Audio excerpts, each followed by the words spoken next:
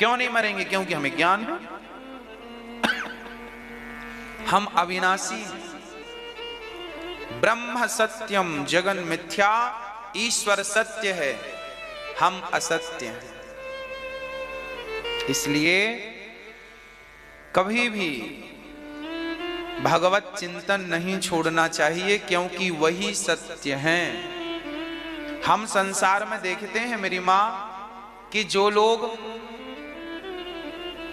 जीवन भर भगवान को नहीं मानते थे, कभी भगवान के माथा नहीं टेका, कभी भगवान को प्रणाम नहीं किया, वो भी एक टाइम पे मानने लग जाते हैं। कुछ लोग तो कथा सुन के उनका अज्ञान मिट जाता है, सो मानने लग जाते हैं। पर कुछ लोग ऐसे होते हैं जो कथा नहीं सुनते फिर भी मानने लग जाते हैं। कब मानने लग जाते हैं? जब उनके अपने उन्हें दुत्कार देते हैं। जिनके लिए वो जीते थे, जिनके लिए, जिनका उन्हें बड़ा गर्व था, अभिमान था, जब वही दुत्कार देते हैं तो फिर आदमी सीधा भगवान की तरफ मुंह करता है कि राम राम राम राम, हम कहां समय खपा रहे थे। तो अंतिम सत्य क्या है? देखो, जो लोग भगवान को नहीं मान रहे हैं, अभी भी ये कहते हैं कि मैं तो नहीं मानता भगवान को, ये वही लोग हैं जिनको अभी घर परिवार में शहद मिल रही है। हाँ, स्वाद मिल रहा है ना, पत्नी में स्वाद है, पति में स्वाद है, बच्चों में स्वाद है, पैसे में स्वाद है, अभी उलझे हैं ये। जब कहीं से ठोकर लगेगी, जहां ज्यादा प्रेम होता है, जब वहां से ठोकर लगती है तब मन तुरंत भगवान की तरफ जाता है। अभी इन्हें ठोकर लगी नहीं है, इसलिए ठाकुर का दर्शन हुआ नहीं है। बस ठाकुर के दर्शन में देर नहीं है, बस ठोकर लगने का इंतजार है। हाँ, जाएगा कहां आदमी? आएगा तो उसी सत्य के पास। सच कहता हूं, यदि संसार सत्य होता तो लोग इसे छोड़ने की बातें ना करते। मैंने हजारों लोगों के मुंह से सुना है कि देखो भैया, ये संसार अपना नहीं है। आप जिंदगी जीकर ये अनुभव करते हैं कि संसार अपना, इसका मतलब ये अपना होता तो पराया सा लगता ही क्यों? हाँ, सच कहता हूं कि संसार तो सपना ही था, आपने जबरदस्ती अपना मान रखा था। अपने तो भगवान थे, मेरे तो गिरधर गोपाल, दूसरो ना कोई। हाँ, हमारी समझने में त्रुटि हुई है, हमने गलत को सही मान लिया था, इसलिए हमें परेशानी का सामना करना पड़ा। इसलिए कभी भी भगवान का त्याग ना करें, कभी भी भगवान को विस्मरण ना करें, कभी भी भगवान को भूलें नहीं। हे नाथ, मैं आपको कभी भूलूं नहीं। ईश्वर कैसे हैं? सत्य स्वरूप है, वही सत्य है। जिनकी गोद में हमें एक दिन आना है, वही सत्य है और वही ईश्वर है। सत्य है ईश्वर, ब्रह्म सत्यम। ईश्वर चित स्वरूप, चित मतलब प्रकाश। प्रकाश मतलब हम सबके भीतर प्रकाश है। कौन सा प्रकाश? आत्मा का प्रकाश। हम सबके भीतर आत्मा है, वो आत्मा एक लाइट है, प्रकाश है।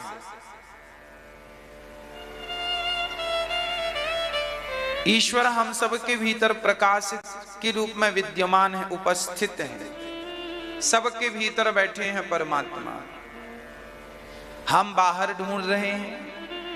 जंगल में एक मृग था, उसे खुशबू आ रही थी, वो पूरे जंगल में घूम रहा था, कहां से आ रही है खुशबू, कहां से आ रही है।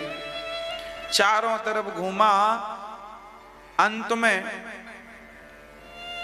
जब वो एक स्थान पर बैठा, एक महात्मा जी ने कहा, भाई मृग क्यों घूम रहे हो? मृग ने कहा कि मैं ढूंढ रहा हूं, ये खुशबू आ रही है कहीं से, मैं ये देख रहा हूं कि ये खुशबू कहां से आ रही है, कहां है ये खुशबू। संत ने कहा, पागल मृग, ये जो खुशबू है ये तेरी नाभि से आ रही है, तेरे भीतर कस्तूरी है, कस्तूरी मृग में बसत, मृग खोजत बन माही। कस्तूरी तो मृग के भीतर होती है और उसे लगता है यहां से खुशबू आ रही है, यहां से तो वहां वहां भागता है। बाद में कोई महात्मा बताए कि ये तेरी नाभि से आ रही है, वो नाभि को नाक को नाभि के पास ले गए तो खुशबू आने लगी। इसका अर्थ यह है कि खुशबू तो उसके भीतर ही थी और वो ढूंढ रहा था बाहर। बस उसी तरह परमात्मा तो हम सबके भीतर है और हम बाहर ढूंढते हैं। इसलिए पहले परमात्मा को अपने भीतर। अच्छा, लोग कहते हैं महाराज जी, हम भी देखो यही कह रहे हैं, सारे लोग यही कहते हैं भगवान भीतर है, भीतर है। पर ये भीतर है तो सही, पर देखें कैसे है? चलो हमने कह दिया भीतर है, तो क्या कह देने से आपने देख थोड़ी लिया? दिखेगा कैसे? अच्छा, इसे देखा कैसे जा सकता है? बोले भगवान को देखने के लिए आपको एकांत का वास चाहिए, शांति चाहिए, कोई डिस्टरबेंस ना हो। शांति से आंख बंद करो, थोड़ी देर के लिए बाहर से नाता तोड़ दो। लोग कहते हैं ना ध्यान, ये ध्यान क्या है? ये ध्यान क्या है?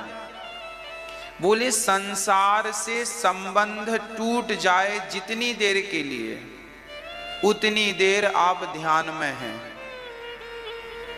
और संसार से संबंध आपका ना टूटे तो आप ध्यान की मुद्रा में नहीं पहुंचे। संसार से संबंध टूटकर भगवान से संबंध जुड़ जाने का नाम ही ध्यान है। तो जो हमारे भीतर परमात्मा है उसे हम कैसे देखें? उसे हम चारों तरफ देखें, अपनी दृष्टि बदलकर, अपनी सोच बदलकर, अपना नजरिया बदलकर। कैसे बदलें अपना नजरिया? कैसे बदलें अपनी सोच? एकांत में बैठो और आंख बंद करके महसूस कीजिए, भाव बनाइए कि स्वयं बिहारी जी, स्वयं वो अखिल ब्रह्मांड नायक परमात्मा जो अकारण करुणा वरुणालय है, जो भक्त वत्सल है, करुणा निधान है, वो मेरे हृदय में समाया है, बैठा है। भाव बनाइए कि वही परमात्मा मेरे भीतर है, भाव बनाइए कि वही मेरे अंदर है। फिर देखिए क्या होगा, धीरे धीरे धीरे धीरे आपके हृदय में उनका भाव जागने लगेगा। फिर वो आपके ध्यान में आने लगेंगे। फिर जब भीतर बैठ जाएंगे ना भगवान, जैसे अभी मेरे भीतर बिहारी जी बैठे हैं, जगन्नाथ जी बैठे हैं, कनक बिहारी जी बैठे हैं। मैं कनक बिहारी जी का नाम लूं तो मेरे भीतर कनक बिहारी जी की छवि आ जाती है। मैं जगन्नाथ जी का नाम लूं तो मेरे भीतर जगन्नाथ जी की छवि आ जाती है। मैं बिहारी जी का नाम लूं तो बिहारी जी की छवि आ जाती है। अच्छा, मैं आपसे कहूं कि सांप, सर्प, तो आपके भीतर सर्प की छवि आ गई कि नहीं? ऐसा है नाग। अब मैंने कहा हाथी, तो आपके भीतर कौन आया? हाथी की छवि, आकृति आ गई ना। एक इमेजिन कीजिए ना, एक भाव बनाइए ना कि हमने आपसे कहा हाथी, तो आपके भीतर हाथी की आकृति आ गई ना। देखो मेरे भीतर तो आ गई, आपके भीतर आई कि नहीं आई? तो हाँ वहां सिर भी हिलाते चलो ऐसे आई। अब मैंने बोला शेर, बब्बर, शेर, लॉयन, आई छवि ऐसा है। देखिए सामान्य बातें हैं।